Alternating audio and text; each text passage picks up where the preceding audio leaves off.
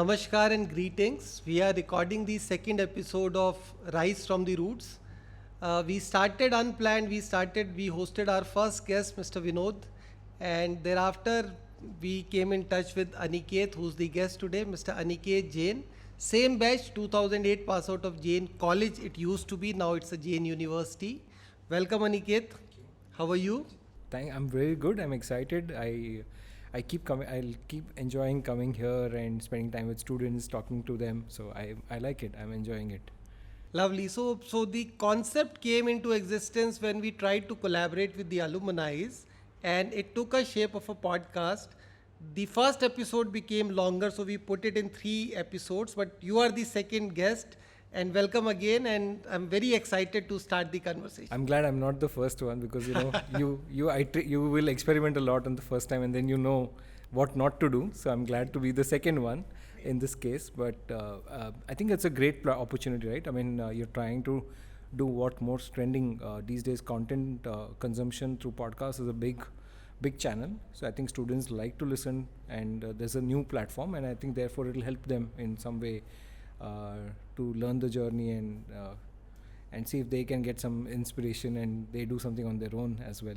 So I'll tell you my motivation. So how it triggered my mind was, see, the students, they go for motivation and they view many people who are into motivation, but the correlation with a motivational speaker of a student in the campus life, the pressures are different.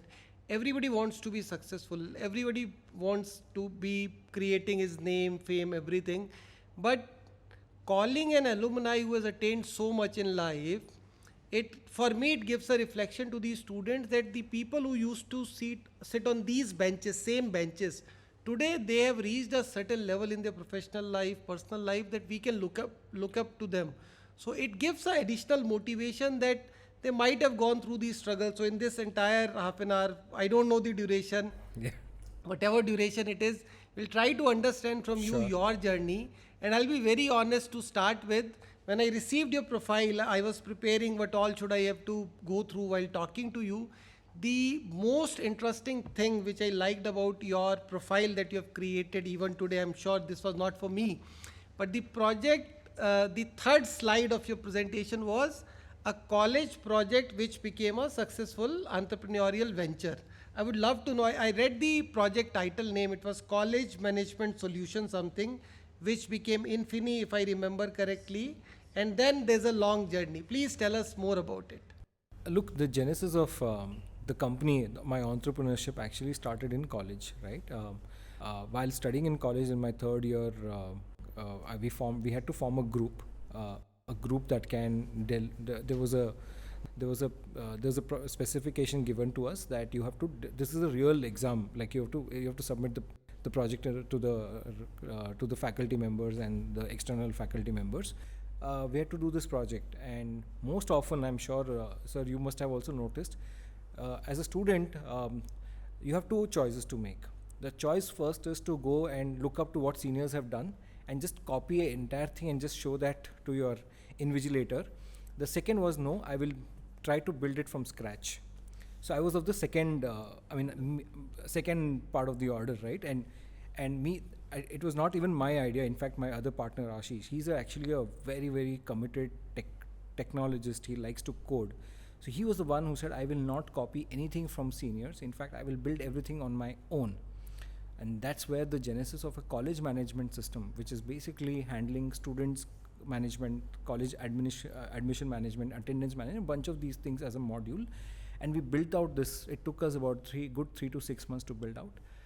And that's where the sort of college project started. And we got like it was a 300 mark project. So we got like 297. So I still remember so as a team, like his responsibility was to code and build the product out. My responsibility was to like document, make good presentations so that I can present it to the invigilator. And I had to do a lot of bookkeeping stuff, like make project documentation and all of that. So I did that and the design part, but Ashish was the one actually was more vision towards being, we will not take any inspiration also from seniors, we will build everything on our own. First takeaway is very inspiring because there is a bunch of students, and today in 2024, you're talking something in 2008. Today in 2024, with advent of generative AI, chat GPT, there's a lot of things which have been simplified.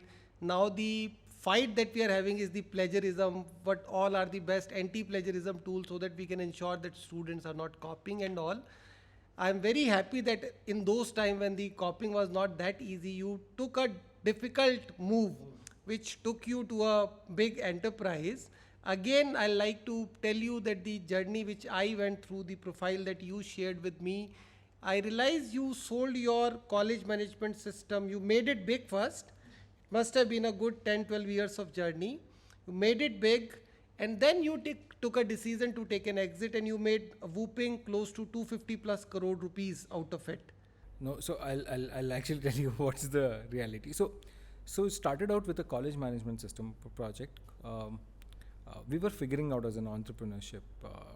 2008-9, very limited exposure. Recession had hit the country. 2008. 8. Getting jobs was difficult in that market because the global markets were affected, and India as a country was largely dependent on the US as a market.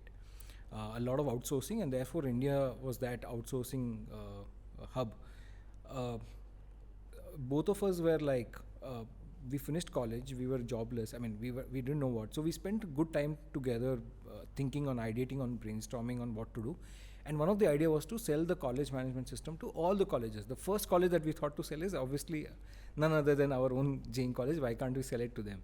But somehow, the admission bureaucracy and all of that led to there was a very no, we'll see, you give us the project, we will try, and all of that. And also we were a little bit immature, I would say.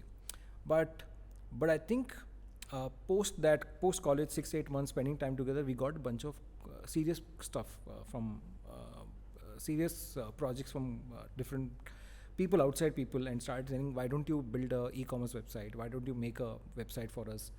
Why don't you build we had some in our college management, we had a project where we had integrated an SMS gateway. So we had created a GSM modem that could send an SMS to parents about the students' marks, attendance, all of those. So I was the one who sort of ideated this concept, and we integrated this. And post our college and starting off of our company, we pivoted from a college management system. So the idea was great, but what we built, a small feature in that, became a big product in itself. So what happened was that SMS gateway that we built out, we created a full-fledged product which was handling about, at some point in time in 2018-19, I remember, a 3 billion requests a month we're processing, like OTP, your banking transactions, financial transactions, your shopping experience, all of those. So we were processing. So that kind of a scale that we had built in 10-12 years. So since many of these students would be watching it once this goes on air, yes. What was your front end? What was your back end? Which technologies you would recommend the CSIT graduates of today's time to go through? Remember, we are in the generative AI time. So look, back then we started with, I'll tell you, it was a very trending stack was coming up those days, 2008 and 9. I think Facebook was built on PHP in those times, and we had also... So we were transitioning from Orkut to Facebook that time. Yeah, we were transitioning from Orkut to Facebook. I had also Orkut account, moved to Facebook. But one of the things, one of the things that happened to us in college was that we built out a project on PHP, which even college was not teaching us that time. College was still teaching like Unix and C++ and Java and that, but PHP had already picked up a lot, so Ashish was who started off with PHP as a stack. And what was your backend? MySQL database was our backend. Very, very monolith, bare bone, I would say, platform that we had built back then. These days, look, that was the trending. So I would always advise the students in various form and any stage in your career. I think back then technology change was happening once in 5 years or once in 10 years. But off late in last 2-3 years, by the time you join a college in the first year, and by the time you're in the third year of your college, there would be probably 3 or 4 technologies would have come and changed. So you will have to be keeping the pace at it. You can't say, I will build on one stack. You'll have to, like today, you'll have to know the concepts very clearly and apply those concepts in any stack that comes out in the future.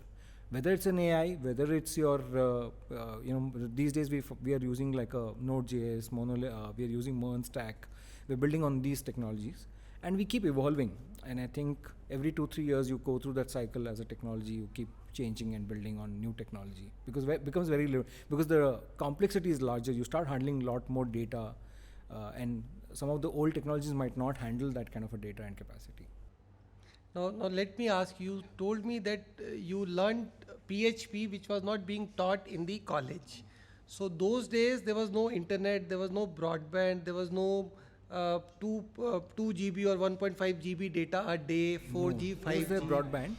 Broadband was there. Broadband, yeah. So how did you learn it? It was only through books. It was through practice. Because today's generation, they have everything. So everybody has this 1.5 GB data a day. They have broadband at their place. Everything is comparatively cheaper, accessible. Everybody has it. How did you overcome your challenges at that particular time, 15 years back? I think those days books were the most accessible. I mean, there was a lot of these books available, and also the ability, like you don't have access to a lot of these digital content, so you had to learn the hard way, which is like a book, referring to that book and learning. There was a little bit of Google that you could figure things out back then, but I think combination of the questions, I would actually frame it in a very different way, right? There was an intent behind. There was a very positive intent to learn, which lacks sometimes. Like which today you have access to so many things, and you're spoiled for so many choices. You get distracted in all of that. I think back then we had like less choices. We had limited exposure, and therefore you ended up picking up a book, reading it, doing it, catching up, and you only had one language to, like, okay, PHP is a new trending language, so why don't we try it? And thankfully it worked and it scaled. So just being that relevant in that time, and ability to say no to like 5 things in life and just do one thing, it's what focus is required, I would say.